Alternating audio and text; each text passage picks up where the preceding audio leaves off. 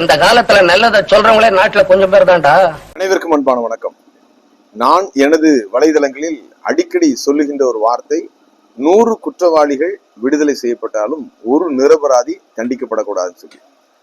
தண்டிக்கப்படக்கூடாது என்று நிலையில் இருக்கிறவர்கள் பார்த்தீங்கன்னா நிரபராதிகள் மட்டுமல்ல, யார் பக்கம் நியாயம் இருக்கிறதோ அவர்களுக்கு நியாயம் நடக்க வேண்டும். அதாவது பைபிள் இன்னொரு வார்த்தையும் இருக்குது, பிள்ளை செய்த தப்புக்கு என்ன பண்ணக்கூடாது, தகப்பனுக்கு தண்டனை கொடுக்கக்கூடாது. அதுபோல தாய் செய்த தப்புக்கு பிள்ளைக்கு தண்டனை கொடுக்கக்கூடாது. யார் தவறு செய்திருக்கார்களோ அவர்களுக்கு என்ன பண்ணலாம், தண்டனை கொடுக்கலாம். தவறு செய்யாதவர்களுக்கு அவர்கள் குடும்பத்துல ஒருத்தன் தப்பு பண்ணிட்டான், ஏன்னா அவர்களுடைய உறவினர்கள் இப்படி இருந்தாங்க, அதனால பார்த்தீங்கன்னா அவர்களுக்கு என்ன பண்ணுவாங்க, தண்டனை கொடுக்கும். தண்டனை சாதாரண தண்டனை இல்லை, அவருடைய வாழ்க்கையை அடிக்கின்ற அளவுக்கு, அவருடைய வாயில் வயிற்றில் அடிக்கின்ற அளவுக்கு தண்டனைகள் கொடுக்கக்கூடாது. அது பாத்தீங்கன்னா திருமண்டலம் என்று அழைக்கப்படுகின்ற ஒரு ஆன்மீக பூமியில் நடப்பது எந்த வகையிலும் ஏற்றுக்கொள்ளத்தக்கது அல்ல. அது தற்பொழுது பாத்தீங்கன்னா தூத்துக்குடி ஆசிரியர் திருமண்டலத்தில் நடைபெற்றிருக்கிறது. அதை தான் இப்பொழுது இந்த காணொலி வழியாக உங்களிடத்தில் கொண்டு வருகிறேன்.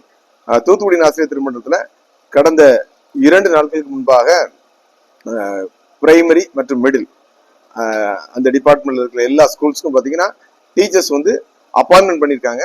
அதுபோல ப்ரொமோஷன்ஸும் கொடுத்துருக்காங்க. வரவேற்கத்தக்க விஷயம்.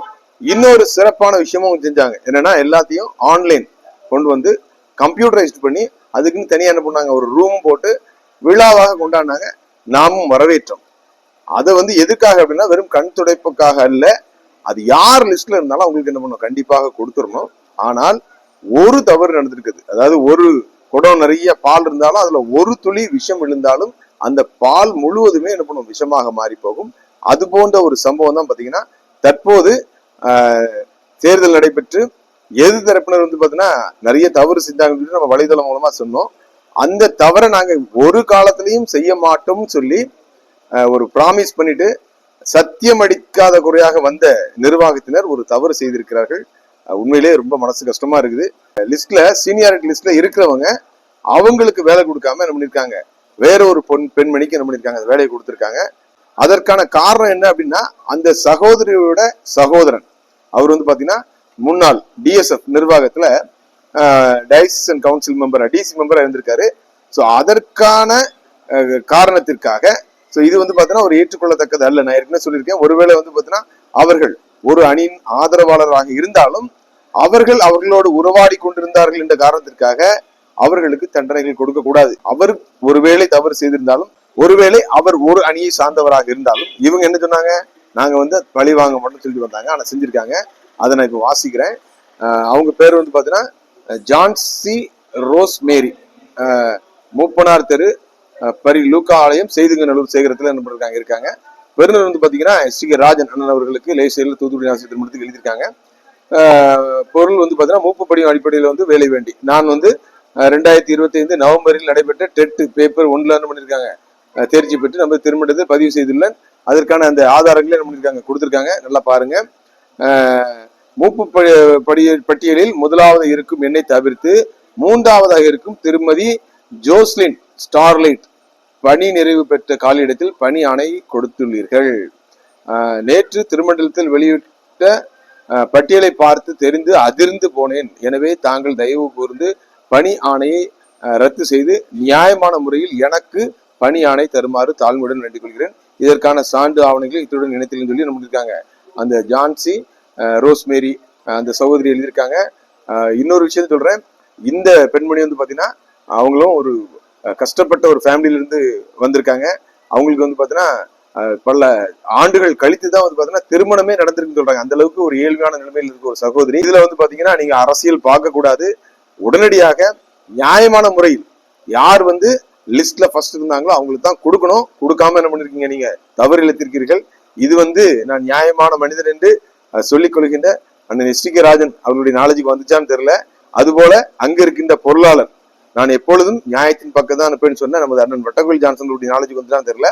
அதுபோல பாத்தீங்கன்னா எஸ்.டி.கே. ராஜன் அண்ணனுடைய அணியில் தீவிரமாக இருந்தாலும் நியாயத்தை தான் நான் செய்வேன்னு சொல்லி என்னிடத்தில் பாத்தீங்கன்னா வாய்ஸ் ஓவர் மூலம் அதுவும் நான் வெளியிட்டேன். தற்போது மேனேஜராக இருக்கின்ற ரெவரன் தேவராஜன் அண்ணன் சாருக்கு ஐயாக்கும் தெரியுமான்னு தெரியல. தயவு செய்து நீங்க எல்லாரும் செல்போன் சுவிட்ச் ஆஃப் பண்ணி வச்சிருக்காங்கன்னு சொல்றாங்க. உங்களை தொடர்பு கொள்வதற்கு அவர்கள் முயற்சி செய்திருக்கிறார்கள்.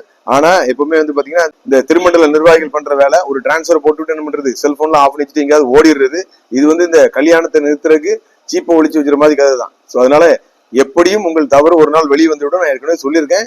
இது பாத்தீங்கன்னா மீடியாக்கள் காலம், வலைதளம் மூலமாக நீங்கள் செய்கிற நல்லதும் அதுபோல் நீங்கள் செய்கின்ற அநியாயங்களும் ஒவ்வொரு நிமிஷமும் ஒவ்வொரு நொடி பொழுதும் அனைவரிடம் சென்று சேர்ந்து கொண்டிருக்கிறது.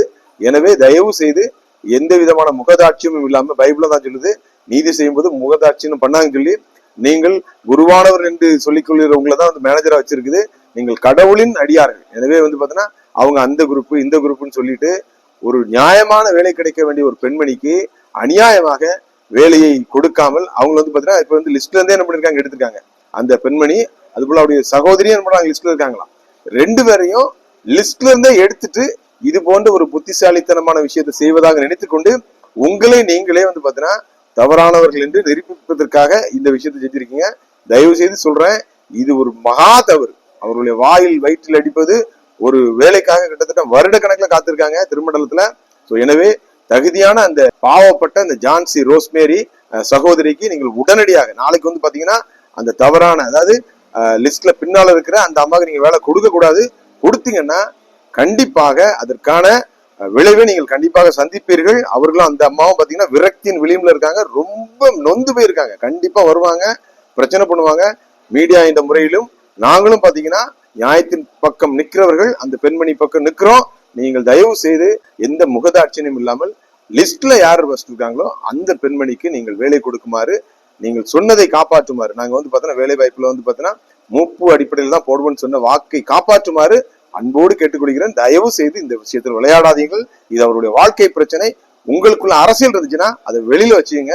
அது என்ன பண்ணுங்க, யார் அரசியல் இருந்தாங்களோ அவர்கிட்ட காட்டுங்க. அந்த ஆள் ஒருவேளை டிசியா இருந்திருப்பாருன்னா அவர் தவறு செய்திருந்தால் அவருக்கு தண்டனை கொடுங்க. அதற்காக அவர் குடும்பத்தில் உள்ள உறுப்பினர்களுக்கு, குறிப்பாக பெண்களுக்கு அவர்களுடைய வாழ்வாதாரம் இதுதான். இதை விட்டா அவங்களுக்கு வேற வாழ்க்கை கிடைக்காது, ஒரு வேலை கிடைக்காது. எனவே இந்த விஷயத்தில் சற்று ஜாக்கிரதையாக நியாயத்தோடு நடந்து கொள்ளும்படியாக அன்போடு கேட்டுக்கொள்கிறேன். இந்த விஷயத்தில் தூத்துக்குடி நாசிரியர் திருமண்டல மக்கள் அனைவரும், நீ எந்த அணியை சேர்ந்தவர்களாக இருந்தாலும் பாதிக்கப்பட்ட இந்த பெண்மணிக்கு துணை நிற்குமாறு அன்போடு கேட்டுக்கொள்கிறேன். அனைவருக்கும் நன்றி. சொல்றவன் சொந்த வாழ்க்கையை பத்தி எல்லாம் கிளறி பார்க்காதே. அவன் சொல்றதுல அறிவுக்கு பொருத்தமா இருந்தா நடங்க.